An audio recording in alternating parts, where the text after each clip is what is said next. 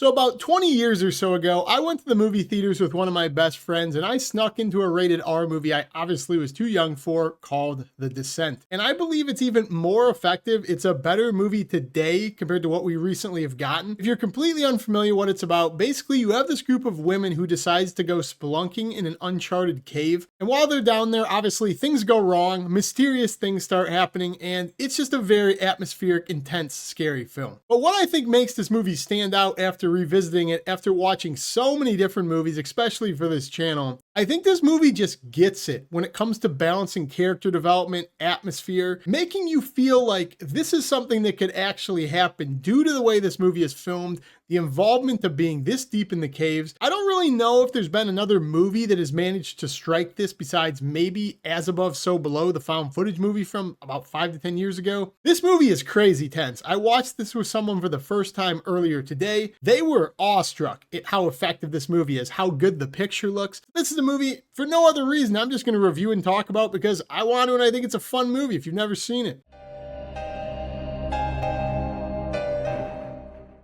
So over the years, The Descent has definitely garnered a reputation as a very effective movie. It's on a bunch of lists for like best streaming film, some of the most effective atmospheric horror. I agree with all of that wholeheartedly. So the movie opens up with a tragedy, like a lot of 2000s films, if I'm being honest. And from that point, we meet her and her friends. They're going to spelunk in this uncharted cave. Although she and the other girls here do not know this because the lead of the group, Juno, has lied to all of them. Classic 2000s textbook horror where you have a bunch of characters in a very tense environment. They don't know why they're there. They don't know how to get out. And the ringleader has led them all astray because she lied about the cave they're going to because she wants to be the first one with her group to discover and name it. Now, where this movie really excels, in my opinion, is two things. First off, it's a fairly short movie. It's about 90 minutes or so. And very early on, very quick into this movie, we're introduced to a handful of characters, and they all really stand out. Every one of these characters, even though you might not remember their name, has a distinct personality. You start to kind of care and know who they are as the movie progresses because they're going to be in a situation, neither me, you, nobody wants to be in this, trapped underground in a cave that has collapsed. So when you're with these characters, it's really important that you have people that you actually both like, and it just separates themselves from one another so you can tell them apart. And second to that, obviously, is an absolutely kick-ass environment. Being in this actual cave, I don't know how they did the cinematography for this film. I'd imagine they actually brought an entire cast down into an isolated cave. So the first half or so of this film plays out like those videos you'd see on Instagram as you're doom scrolling at 2 in the morning and saying, who the fuck is climbing in these caves? Like, why do white people do this? I wouldn't call myself claustrophobic. The person I was watching this with says they would. And they thought this movie was like insufferable for the first half. They just did not want to watch some of the scenes because they could not possibly imagine doing the things these people are doing. I don't know if I would rank it as the worst fear I have, but being buried alive, like stranded in a cave, underwater, maybe drowning, they have to be at the top of my list of fears. I hate heights, but I also hate the prospect of being buried alive by rubble in a cave that nobody even knows I'm in. Pairing that with the fact that there is someone or something down in this cave with our characters, and you get insurmountably tense atmosphere. Kind of come to realize over the years, I have a real soft spot for early 2000s, late 90s horror. The way these movies are filmed, the campiness of a grainy camera, really immerses you in the fact these are possibly low budget, more realistic looking footage. This movie excels at that. It is very dark at times, very grainy, which at the same time makes you feel like this is footage you could actually stumble upon, because nowadays it feels like we don't even know how to film night scenes. Like night scenes are overly dark for the sake of exposure. It doesn't even feel like you can see what's going on half the time. In the 80s, 90s, and the early 2000s, that was the end of the era where we could actually see stuff going on in the dark. This movie kind of works both ways. There's some scenes you really can't see anything besides the headlights, flashlights, again, immersing you in the fact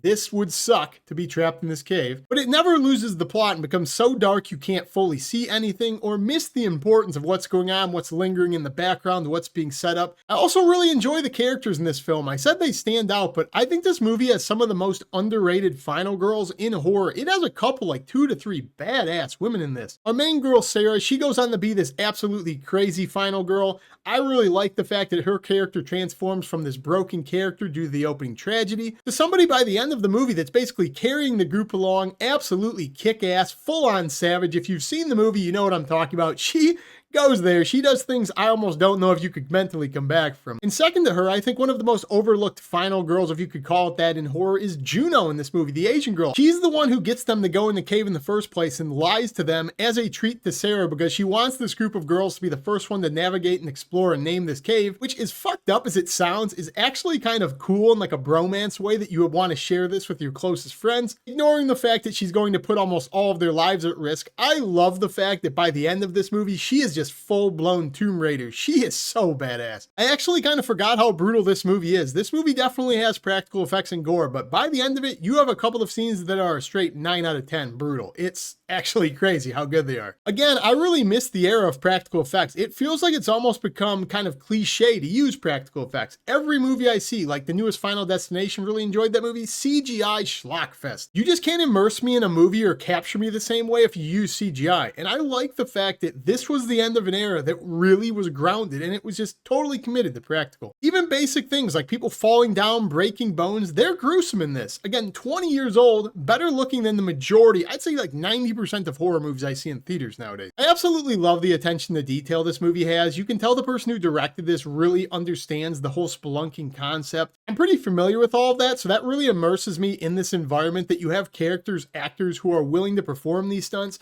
and do them the right way. I feel like, again, that was an era where they really invested in setting up the movie through realism, where nowadays it feels like people would avoid these stunts altogether because they would be incredibly hard to film, especially given the location, incredibly hard to make them feel realistic. This movie has the details down pat when it comes to rock climbing and spelunking through this cave and then having flares and glow sticks, the creative use of lighting from a green glow stick to a red flare, the contrast of colors in the pitch black with something lurking in the background just really hits. It's like the perfect combination. So obviously for anybody who has seen this movie, when you get deep into the cave, you find out there's some creature that inhabits the dark. And I really do think the way these creatures are introduced, the way they kind of slowly introduce them to you over the course of the movie in the background with a couple of very close shots, I think it's done flawlessly. I think this is one of the best creature introductions ever done, probably. I guess there's nothing super unique about these creatures. I've seen this type of creature in about 10 different movies, but the way they are done is really good. The way they're always lingering in the background in the pitch black, they're jumping out, jump scaring people, incredibly gruesome and brutal when we do see them in combat. And the point they are introduced, as I said, this movie goes from just a spelunking atmospheric horror to a straight up 10 out of 10 creature feature. At least to my knowledge, this movie has become infamous for 2 different shots. The first one being the night vision camera shot. We are first introduced to these creatures.